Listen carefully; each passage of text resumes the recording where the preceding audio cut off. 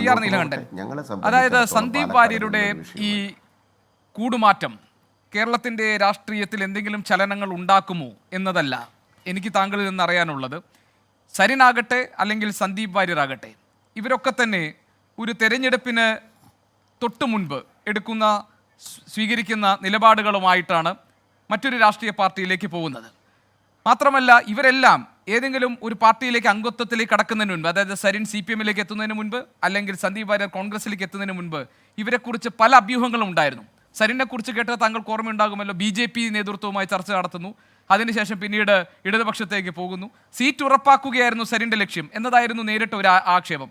സമാനമായ രീതിയിൽ തന്നെ സന്ദീപ് വാര്യരെ കുറിച്ചും അഭ്യൂഹങ്ങളുണ്ടായി. ആദ്യം AK ബാലൻ്റെയും MP രാജേഷിൻ്റെയും പ്രതികരണങ്ങളിൽ നിന്ന് CPM നേതൃത്വവുമായി ചർച്ച നടത്തുന്നു എന്ന്.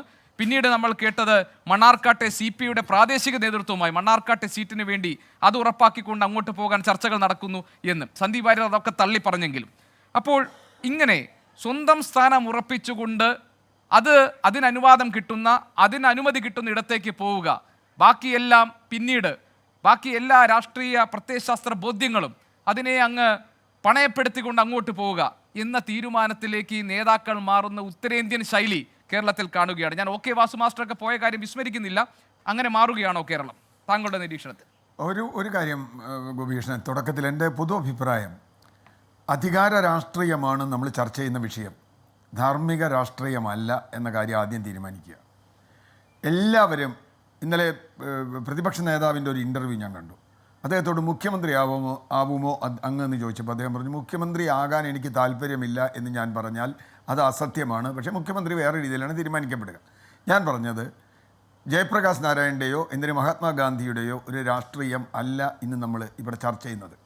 അതുകൊണ്ട് അധികാരവുമായി ബന്ധപ്പെട്ട കാര്യം മാത്രമേ ഇതിൽ അർത്ഥമുള്ളൂ. അതൊരു കാര്യം.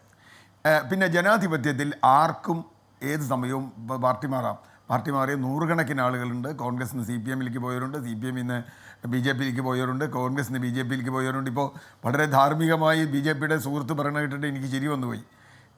MLAമാരെ കൂറുമാറ്റി മന്ത്രിസഭ ഉണ്ടാക്കിയ ആളുകളാണ് ഇപ്പോൾ ധാർമ്മികത നമ്മളോട് പറയുന്നത്. ജയിച്ച് ജനങ്ങളുടെ MLA ആയി വന്ന ആളുകളെ ഇപ്പോൾ ഗോവയിൽ നിരവധി ഇടങ്ങളിൽ, മണിപ്പൂരിൽ, ഗോവയിലൊക്കെ നമ്മൾ കണ്ടതാണ്. അവരെ കാല് മാറ്റി കൂറുമാറ്റി ഇപ്പുറത്ത് ഭൂരിപക്ഷം നഷ്ടപ്പെടുത്തി ഭൂരിപക്ഷത്തിൻ്റെ അധികാരത്തിൽ എത്തിച്ച ആളുകളാണ് BJP. ഞാൻ BJPക്ക് മാത്രമായിട്ട് ധാർമ്മികത വേണമെന്ന് പറയുന്ന ആളല്ല, അത് നമുക്ക് പ്രതീക്ഷിക്കാനും വയ്യ. രണ്ടാമത്തെ എൻ്റെ നിലപാട്, BJPയിൽ നിന്ന് ഏത് പാമ്പ് കുഞ്ഞു പോയാലും ഞാൻ അതിനെ സ്വാഗതം ചെയ്യും. അതെൻ്റെ നിലപാടാണ്. കാരണം ഞാൻ BJPക്ക് എതിരാണ്. BJP ഇന്ത്യൻ രാഷ്ട്രീയത്തിൽ അത് രാഷ്ട്രീയ നിലപാടാണ്.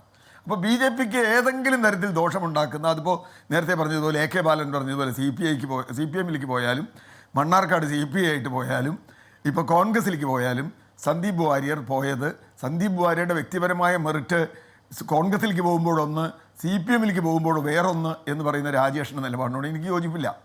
സന്ദീപ് വാര്യർ ഒരാളാണ്. മൂന്നാമത്തെ വിഷയം മുരളീധരൻ പറഞ്ഞതാണ്. ഇതെങ്ങനെ നിങ്ങൾ ജനങ്ങളെ ബോധ്യപ്പെടുത്തും? സന്ദീപ് വാര്യർക്കും കോൺഗ്രസിനും ഇത് ജനങ്ങളെ ബോധ്യപ്പെടുത്താനുള്ള ബാധ്യതയുണ്ട്.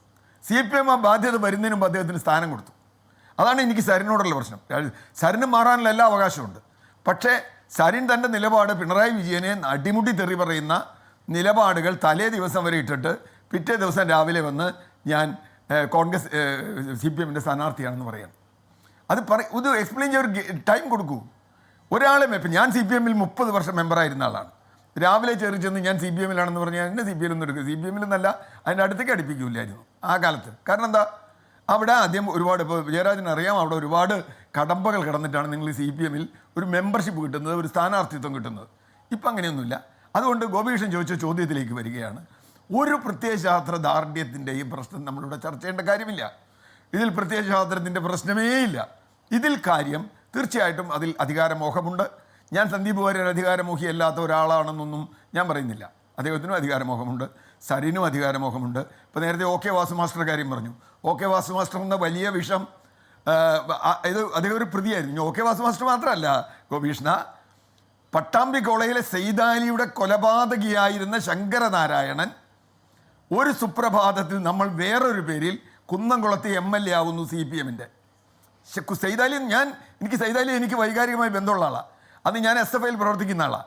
സെയ്താലിയുടെ കൊലപാതകികളിൽ ആണെന്ന് ഞങ്ങളൊക്കെ നിരന്തരം വിളിച്ചു പറഞ്ഞാൽ ഇദ്ദേഹമാണെന്ന് ഞാൻ പിന്നെ മനസ്സിലാക്കുന്നത് ഇതിൻ്റെ പേര് പറഞ്ഞ് കുറേ കഴിഞ്ഞിട്ടാണ്. ശങ്കരനാരായണൻ എന്നുള്ള പേര് മാറ്റി ബാബു എന്നൊരു പേരാക്കി. ഞാനിപ്പോൾ അതിൻ്റെ വ്യക്തിപരമായി പറയാനല്ല. എന്ന് പറഞ്ഞാൽ OK വാസു ഇപ്പം എങ്ങനെയാണ് വന്നത്? OK വാസു കർഷക സംഘത്തിൻ്റെ നേതാവായി. ഇപ്പോൾ തൃക്കാക്കര ഉപതെരഞ്ഞെടുപ്പ് എടുക്കുമ്പോൾ എൻ്റെ വീട്ടിന് മുമ്പിൽ വെച്ചിട്ടാണ്, എൻ്റെ വീടിന് തൊട്ടടുത്ത് വെച്ചിട്ടാണ് KV തോമസ് മാഷ് കേരളയിൽ ഇല്ലാത്തതുകൊണ്ട് ഫോർട്ട് കൊച്ചിയിൽ നിന്ന് പാലാരിവട്ടത്ത് എത്താൻ വൈകിയെന്ന് പറഞ്ഞത്. കേരളയിൽ ഉണ്ടായിരുന്നെങ്കിൽ ഞാൻ നേരത്തെ എത്തിയെന്ന് പറഞ്ഞ് മുഖ്യമന്ത്രിയുടെ കാല് പിടിക്കുന്നു. മുഖ്യമന്ത്രി പറഞ്ഞു അദ്ദേഹത്തിന് 3 ലക്ഷം രൂപ പ്രതിമാസം ചിലവുള്ള ഒരു ജോലി കൊടുക്കുന്നു. CPM സംബന്ധിച്ച് അക്കാര്യത്തിൽ എനിക്ക് സന്തോഷമാണ്. ശോഭന ജോർജ് മഹാഗാന്ധിയനായതുകൊണ്ട് ഖാദി കൊടുക്കുന്നു. അനിൽകുമാർ വലിയ ഭക്തനായതുകൊണ്ട് അദ്ദേഹത്തിന് ദേവസ്വം ബോർഡിൻ്റെ കൊടുക്കും. OK വാസു മാസ്റ്റർ കർഷക സംഘത്തിന് നേതാവാകുന്നു. കോൺഗ്രസ് അങ്ങനെ കൊടുക്കുമെന്ന് എനിക്കറിയില്ല. കൊടുക്കേണ്ടതാണ് എന്നൊരു അഭിപ്രായം എനിക്കുള്ളത്. കാരണം അല്ലെങ്കിൽ ഈ ആളുകൾ മാറുന്നതിനൊക്കെ ഒരു അർത്ഥമുണ്ട്. അപ്പോൾ തീർച്ചയായിട്ടുള്ള പ്രശ്നം എന്താ? പ്രശ്നം ഗോപീകൃഷ്ണൻ ചോദിച്ച ഏറ്റവും പ്രധാന പോയിന്റിലേക്ക് വരുന്നു. രാഷ്ട്രീയത്തിന് പ്രത്യയശാസ്ത്രം ആവശ്യമാണോ? അല്ല. പ്രത്യയശാസ്ത്രത്തിൽ ഗാന്ധി പറഞ്ഞൊരു വളരെ പ്രസിദ്ധമായ ചൊല്ലുപണി നമുക്ക് ആർക്കും കൂട്ടി. എന്താണെന്നറിയോ? ഞാൻ ഇന്നലെ പറഞ്ഞത് ഇന്ന് മാറ്റി പറഞ്ഞാൽ ഇന്നലെ പറഞ്ഞത് തെറ്റായിരുന്നു എന്നും ഇന്ന് പറഞ്ഞതാണ് ശരി എന്നുമാണ് ഗാന്ധി പറഞ്ഞത്. അത് വളരെ വലിയൊരു സ്റ്റേറ്റ്മെൻറ്റാണ്. ഇന്നലെ പറഞ്ഞതിനെ മുഴുവൻ നിഷേധിച്ചുകൊണ്ട് എനിക്ക് ഇന്ന് പറയാൻ കഴിയും.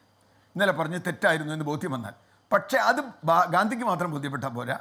ഗാന്ധി പറഞ്ഞു എനിക്ക് മാത്രം ബോധ്യപ്പെട്ടാൽ പോരാ, മറ്റാളുകളെയും ഞാൻ ബോധ്യപ്പെടുത്താൻ ശ്രമിക്കും. അതെ ഗാന്ധി പറഞ്ഞത് അങ്ങനെയാണ്. അതായത് ഇന്നലെ പറഞ്ഞൊരു കാര്യം ഞാൻ ഇന്ന് തിരുത്തുകയും അത് ശരിയാവുകയും ചെയ്യുമ്പോൾ അത് എങ്ങനെ ശരിയാകുന്നു എന്ന് വിശദീകരിക്കാനുള്ള ബാധ്യതയും ഉത്തരവാദിത്വം എനിക്കുണ്ടെന്നുള്ളതാണ്. തീർച്ചയായും അവിടെയാണ് ഞാൻ പറഞ്ഞു. ആ ബാധ്യത കോൺഗ്രസിനെ ബോധ്യപ്പെടുത്താൻ കഴിയുമോ സന്ദീപ് വാര്യർക്ക്? അല്ലെങ്കിൽ സന്ദീപ് വാര്യർക്ക് പാലക്കാട്ടെയോ കേരളത്തിലെയോ ജനങ്ങളെ ബോധ്യപ്പെടുത്താൻ കഴിയുമോ? ഇപ്പോൾ പാലക്കാട് ഉപതെരഞ്ഞെടുപ്പ് ജയിക്കാതിരിക്കുമോ അതിന് പല എന്ത് വഴി വരട്ടെ, അതിനെപ്പറ്റി ഇപ്പം നമ്മൾ പ്രെഡിക്റ്റ് ചെയ്യുന്നില്ല. പാലക്കാട് ഉപതെരഞ്ഞെടുപ്പിൽ സന്ദീപ് വാര്യരുടെ മാറ്റം എത്രത്തോളം ബോധ്യമുണ്ടാക്കും? തീർച്ചയായിട്ടും BJPക്ക് ഒരു ഷോക്ക് തന്നെയാണ്. BJPക്ക് അദ്ദേഹം പറഞ്ഞു ഞാൻ ജനങ്ങളുണ്ട്, ഇതൊക്കെ എല്ലാ പാർട്ടിക്കും ഉണ്ടെന്നേ, എല്ലാ പാർട്ടിക്കും അണികളുണ്ട്. ഈ പാർട്ടിയുടെ ഒക്കെ നേതാക്കന്മാർ മാറുമ്പോഴും അത് പറഞ്ഞിട്ടുണ്ട്. കോൺഗ്രസിന് എത്രയോ നേതാക്കന്മാരെ BJP സ്വീകരിച്ചിട്ടുണ്ട്. എത്രയോ നേതാക്കന്മാർ തൃണമൂൽ കോൺഗ്രസിൽ നിന്ന് CPMൻ്റെ ഒരു MLA ആയിരുന്നില്ലേ അൽഫോൺസ് കണ്ണന്താനം? CPMന് സപ്പോർട്ട് ചെയ്തൊരു MLA അൽഫോൺസ് കണ്ണന്താനം ഒരു സുപ്രഭാതത്തിൽ BJP സ്ഥാനാർത്ഥിയായി മത്സരിക്കുകയാണ്. നമ്മളിതൊക്കെ കണ്ടതായി. കേരളം വിശ്വനാഥ മേനോൻ, കേരളത്തിലെ ഏറ്റവും പ്രസിദ്ധനായ ധനകാര്യമന്ത്രിയായിരുന്ന വിശ്വനാഥ മേനോൻ, CPMൻ്റെ വിശ്വനാഥ മേനോൻ എൻ്റെ വളരെ സുഹൃത്തായിരുന്ന ഗുരുനാഥനാണ്. അദ്ദേഹം എൻ്റെ മണ്ഡലത്തിൽ BJP സ്ഥാനാർത്ഥിയായിട്ട് മത്സരിച്ച ആളാണ്. ഞാൻ പറഞ്ഞത് ഇതിനൊന്നും ഒരു തെറ്റുമില്ല. ഇതിന് തെറ്റില്ലാതെ എങ്ങനെയാണ്? ഇത് ജനങ്ങളെ ബോധ്യപ്പെടുത്താൻ കഴിയുമെങ്കിൽ. ഇപ്പോൾ സന്ദീപ് വാര്യരുടെ മുമ്പിൽ ഞാൻ മുരളീധരനോട് 101% യോജിക്കുന്നു. 101%. കോൺഗ്രസ്സുകാരെയും കേരളീയ സമൂഹത്തെയും ബോധ്യപ്പെടുത്താൻ സന്ദീപ് വാര്യർക്ക് എന്ത് ചെയ്യാൻ കഴിയും? അത് ഈ നേരത്തെ പറഞ്ഞതുപോലെ സുരേന്ദ്രൻ്റെ പ്രശ്നം കൊണ്ട് വന്നതോ സതീശൻ്റെ പ്രശ്നം കൊണ്ട് സരീൻ വന്നതോ എന്നൊന്നുമല്ല ഇതിൻ്റെ ന്യായീകരണം. തീർച്ചയായും മാറാം. ഇന്ത്യ രാഷ്ട്രീയത്തെ വർഗീയതയ്ക്കെതിരായി ഞാൻ നിലപാടെടുക്കാൻ തീരുമാനിച്ചു എന്ന് തീരുമാനിക്കുകയും അത് ബോധ്യപ്പെടുത്തുകയും. ഇപ്പോൾ പിണറായി വിജയനെതിരെ പറഞ്ഞ കാര്യങ്ങളൊക്കെ സരീൻ മാറ്റി പറഞ്ഞോ എന്ന് എനിക്കറിയില്ല. ഒറ്റ വാചകം കൊണ്ട് പിണറായി നമ എന്ന് പറയുകയോ രാഹുൽ ഗാന്ധി നമ എന്ന് പറയുകയോ ചെയ്തുകൊണ്ട് അയാളുടെ രാഷ്ട്രീയം മാറുമെന്ന് ഞാൻ കരുതുന്നില്ല. അല്ലെങ്കിൽ നരേന്ദ്രമോദി നമ എന്ന് പറഞ്ഞാലും മാറില്ല. കാരണം എന്താ? അതിനപ്പുറത്തുള്ള ഗോപീഷൻ ചോദിച്ച വിഷയം, ഒറ്റ കാര്യം, ഗോപീഷൻ ചോദിച്ച വിഷയത്തിലേക്ക് നമ്മൾ വരുമ്പോൾ അവിടെ തന്നെയാണ് അതിൻ്റെ മർമ്മം കിടക്കുന്നത് എന്ന് ഞാൻ നോക്കുന്നു. 3 പാർട്ടികളും തങ്ങളിലേക്ക് വന്നാൽ അത് നല്ലത്, തങ്ങളെ വിട്ട് മറ്റൊരു പാർട്ടിയിൽ പോയാൽ അത് മോശം എന്ന് ഇപ്പോൾ നേരത്തെ കാണിച്ച AK ബാലൻ്റെയും മറ്റേ രാജേഷിൻ്റെയും മറ്റാളുകളുടെയും ഒക്കെ തന്നെ ഏറ്റവും പൊള്ളയായ നിലപാടുകളാണ് നമ്മളിപ്പോൾ കാണിക്കുന്നത്. ഇത് രാഷ്ട്രീയം ജനങ്ങൾ ചർച്ച ചെയ്യണം.